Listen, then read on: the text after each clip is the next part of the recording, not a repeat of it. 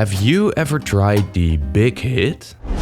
No, I think you have. It's actually the kidnapped version of the Big Mac. Here in Amsterdam, we still call this a Big Mac, but in Russia, things have changed. Same burger, different name. But there's much more to this story than a simple rebrand. When McDonald's first opened in Moscow, it signified the improved relations between the East and the West after the Cold War. But after 32 years of Happy Meals in Mother Russia, the golden arches have been taken down. McDonald's is gone, replaced by a copycat version, and there was nothing they could do to stop it.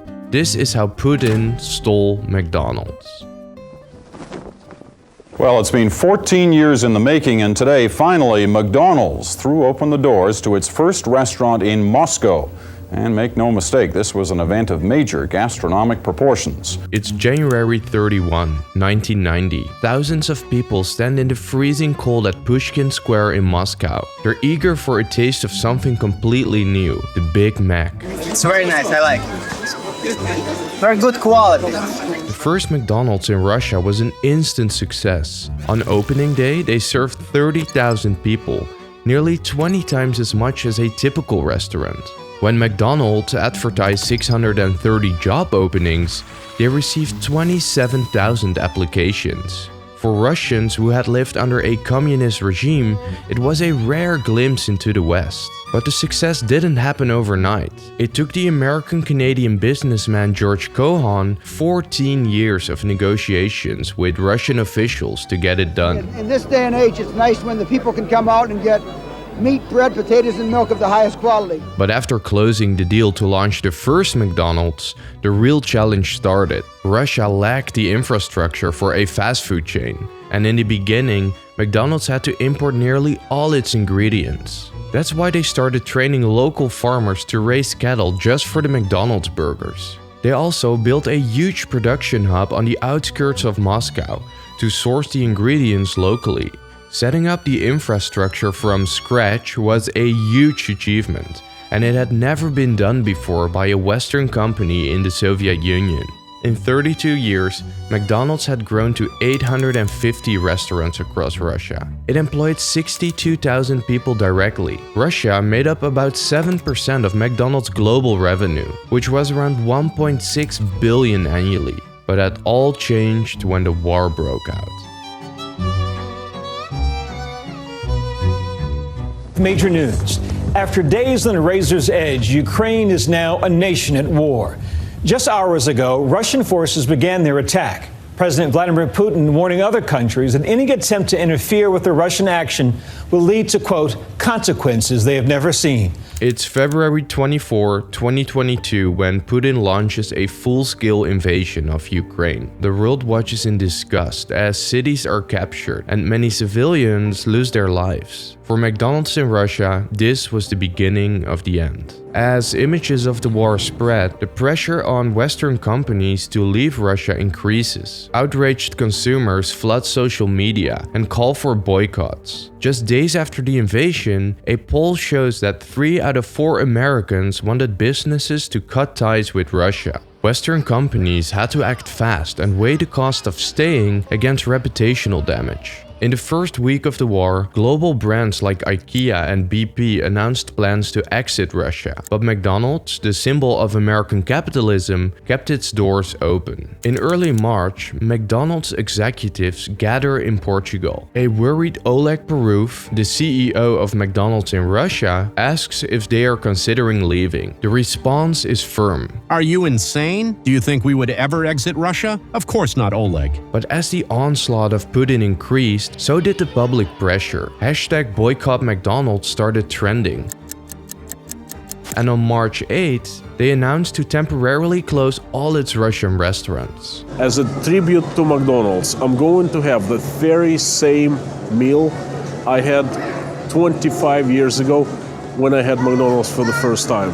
Just like when McDonald's first arrived, long queues formed as people hurried not for their first, but for their last Big Macs. Some of them started hoarding the food, and one man stuffed over 50 hamburgers in his fridge and posted the photo on Reddit. Despite the temporary closure, McDonald's executives expected to reopen. The shutdown was costing $50 million a month, and executives hoped it would be short-lived. But as the war dragged on and sanctions tightened, it became clear that the situation wasn't temporary. New US sanctions made paying employees almost impossible, because most McDonald's staff used a Russian bank that fell under the sanctions. In early April, the Biden administration banned new investments in Russia and prohibited the supply of services to Russians. It became harder and harder to do business, and McDonald's had to reconsider its position. Staying would have also meant paying taxes that would fund the war, and possibly having to cooperate with the Russian government if their employees were drafted. But behind the scenes, Putin was already working on a plan that would make the decision for them. But more on that later.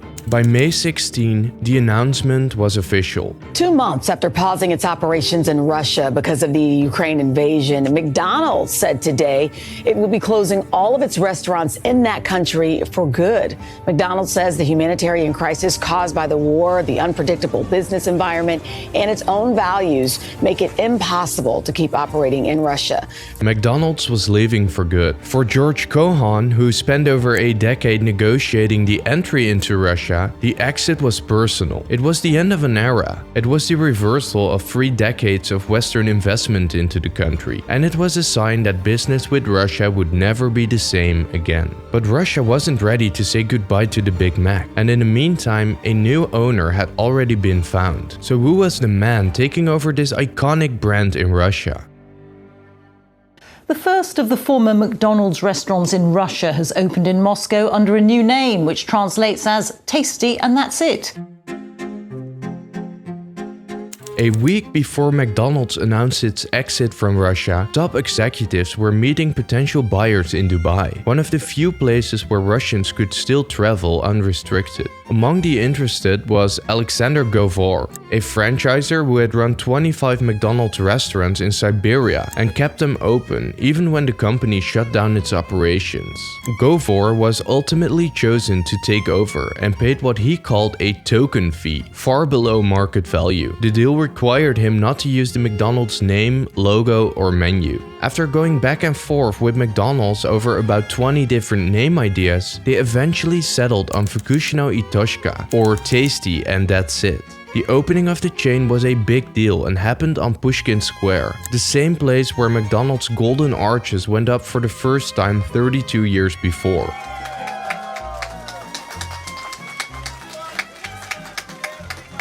The event took place on Russia Day, a national holiday that celebrates the country's independence, and the timing was no accident.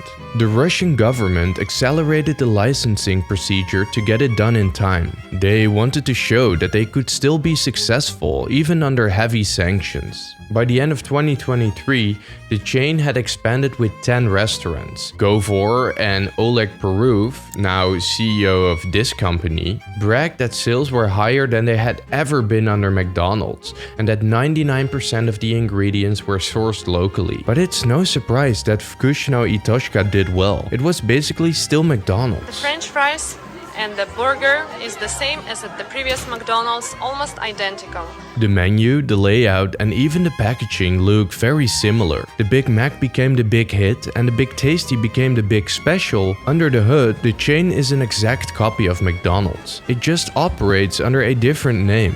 Normally, McDonald's wouldn't sell to a copycat for pennies on the dollar. This, however, wasn't a normal situation. At least McDonald's was doing the right thing. But was it really about doing the right thing? Or did pressure from Putin play a role in their decision?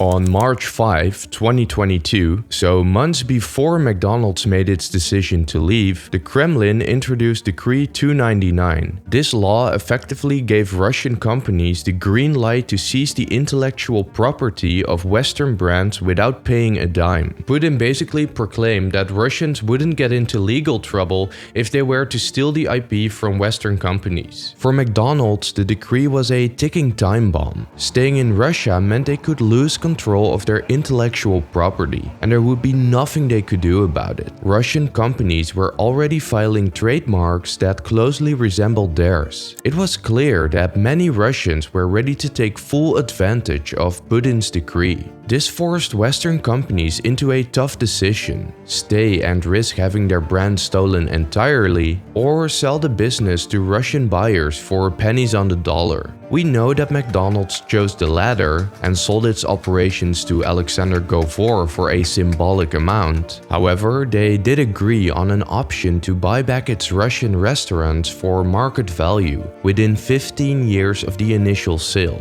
McDonald's has stated that they are not going to do this, but once again, Putin seems to have made the decision for them.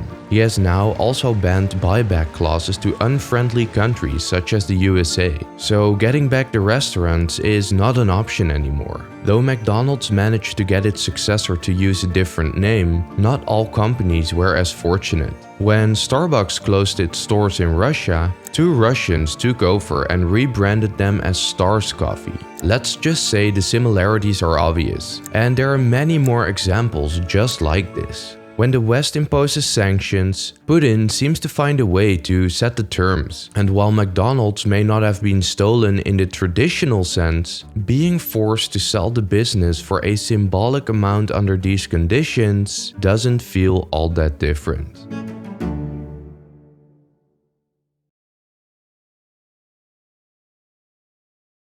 Before you go, I highly urge you to check out this book by Stephanie Baker. Her book gave me the idea for this video, and if you're interested in buying it, I put a link in the description. Also, if you've made it this far, please consider liking the video and subscribing to the channel because that really helps the channel a lot. And as always, I really hope to see you in the next one.